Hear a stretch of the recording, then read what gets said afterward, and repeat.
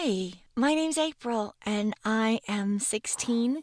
Recently I was totally scared because I thought that my literature teacher, who's apparently way older than me, was trying to seduce me, and that totally turned my world upside down. Here is a story of the weirdest experience I've ever had in my life. You see, my dad passed away a few years ago, and my mom has been the sole breadwinner for the years since then. But a few months ago, unfortunately, she lost her job, and we could no longer afford our life in the big city. As a matter of fact, Mom decided that it would be better for us to move in with her mom, my granny, in her tiny hometown. That there, we could start over again. Life in the small town was definitely different from the one we had gotten used to by living in the city, but it was way cheaper and also more peaceful. Besides, Mom could no longer be worried that Grams was living all alone in her old age and stuff. So while Mom was earning a living, Granny and I were looking after each other. But the new school, to be honest, was a separate story to tell. Everything and everybody was new to me, starting from classmates, of course. It's just, when you're 16 and you're new in town, it's pretty tough to get along with people. Things even get harder when you're forced to switch to another school in the middle of the year. The school hierarchy has already settled, and everybody has divided into cliques, so to speak. So yeah, there was no line of people who were dying to befriend me. Frankly speaking, even the teachers were kinda not really friendly, or at least one of them, a literature teacher, Mr. Maccabee. It was during my first week of school when he saw me and said something like, "Who do we have here?" And when he heard my last name and knew that I had been transferred from the city, it seemed to me that he became really interested in me. He tortured me during his lessons, trying to figure out whether I already knew something about To Kill a Mockingbird and the Scarlet Letter and stuff. So that by the end of the first lesson, I had clearly figured out that literature class was going to bring me lots of trouble. Fortunately, after his class, one girl came up to me and tried to sort of cheer me up, saying that Mr. Maccabee was really famous for his outstanding love of his subject. Hence, he thought that everybody also had to be sophisticated enough when it came to literature. And with great pleasure, he tortured and destroyed those who didn't meet his requirements. So I shouldn't really take this lunatic personally. It was Sherry who told me this, and later on we had lunch together and even became really good friends. But I wouldn't be telling this story right now if this friendship wasn't further screwed up. Just wait till you hear more about that. Mr. Maccabee continued to torture me every single lesson. But it's not even this that made me develop a total disgust toward him. I constantly caught his eyes on me. I have to admit that there would have been nothing surprising about this during literature class, but a few times I saw him staring at me during lunches, or right through the window of his classroom when I was in the schoolyard, for example. I tried not to pay attention to it at first because I had just been transferred here and a lot of people were looking at me from time to time. But when a whole month passed and he never stopped with his strange looks, I mean, like scary strange, taking into account his extra attention toward me during classes, I told Sherry about it. She said he was just creepy and tried to make a joke that he might have fallen in love with me and began teasing me that someday I might become Mrs. Maccabee and stuff. And I laughed, but also this joke turned out to be not that far from the truth. I already realized Mr. Maccabee was pretty stingy with good grades, but once, when I wrote an excellent paper on the American literature of the 30s and got a D on it, I decided it was time to deal with it. I waited till everybody left the classroom after another class of his and decidedly went up to his desk and demanded justification for such a low grade. I can't say what it was that I saw in his eyes, but a part of me thought that he had been waiting for me to come up to him. I tried to convince myself that I was mistaken, and that it was just that nobody had ever tried to argue with him about grades, and that he just got surprised that I did. But when he told me to come back and see him in that classroom after my classes, I couldn't shake Sherry's joke in my head about his feelings for me. Later on, when classes were over and I was about to go and see Mr. Maccabee, I felt really worried about it. Sherry might have also felt it too, 'cause she said that she'd wait for me for when I'm done, so we could go home together.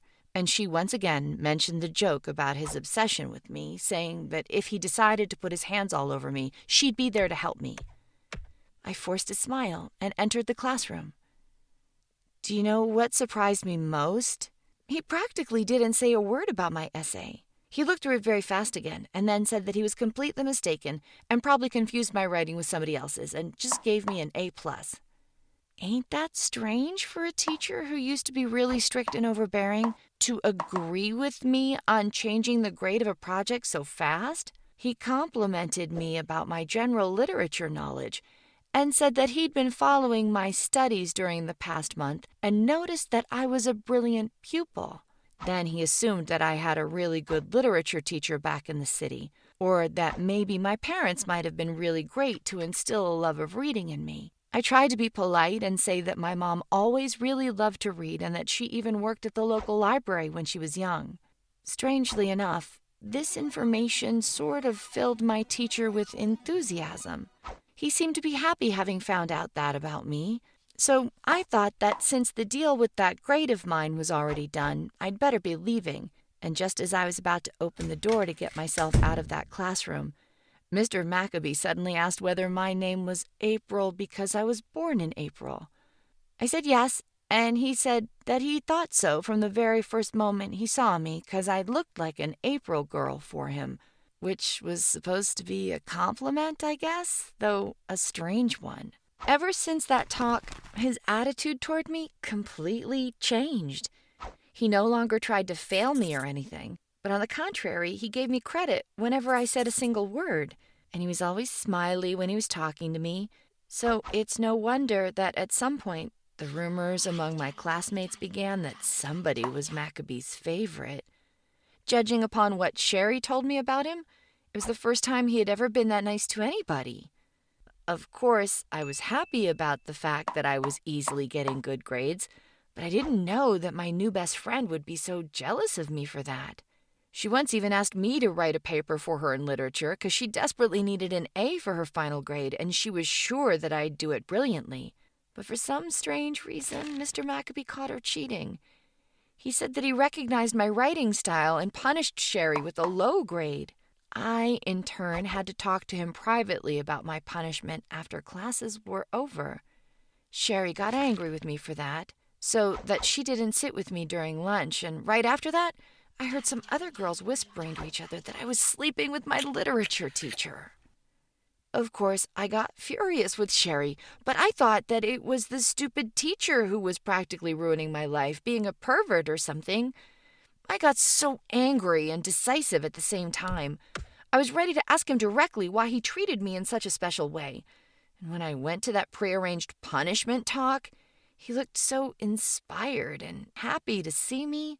I even got lost. He was talking about my bright mind and that I shouldn't help my classmates by writing their essays for them. And at some point, he came up really close to me and started touching my hair. I felt like this was extremely wrong. So I shot out of that classroom and headed straight to the principal's office. I was in shock and trembling all over my body while telling him everything about Mr. Maccabee. Of course, they called my mom to school, and while she was on her way, I couldn't stop the tears from running down my face. As soon as Mom arrived and saw Mr. Maccabee, she seemed to look like she had just seen a ghost. And as I found out afterward, he was sort of a ghost of Mom's past. It turned out that many years ago, Mr. Maccabee and my mom dated.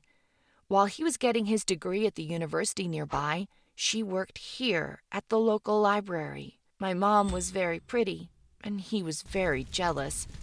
Once, a guy started paying attention to my mom, and Mr. Maccabee thought that she cheated on him, while Mom was way too proud to prove her innocence. They broke up, and very soon my mom met my dad. There was no magnificent wedding because, as people said, the bride was in an interesting position. And very soon afterward, my parents moved to the city. Mr. Maccabee counted everything and assumed that I might have been his daughter, and it's been torturing him ever since. And later he met me, and I told him that I was born in April, and that made him think it over again. And that time he was touching my hair because he wanted to take a DNA test, and he apparently couldn't just ask me for a sample directly. It's just, he didn't have a clue that I was born at 7 months old, which made the man my mom married back then my real dad. Of course he apologized, like 1,000 times, and I could swear I saw how embarrassed and devastated he was about his terrible mistake. The next day I found out that he had quit his job and put his house up for sale. Apparently, this town was too small for him to live in, as if nothing had happened. Unfortunately, this whole thing is still affecting my reputation, and I still hear rumors about our romantic relationship from time to time. Sherry and I are still not talking to each other. In fact, she behaves as if I am nothing, and that makes me so sad. Thank God I have only slightly more than a year of school to go, and for this disaster to finally end. If you like my story, click the corresponding button, and don't forget to subscribe to this channel.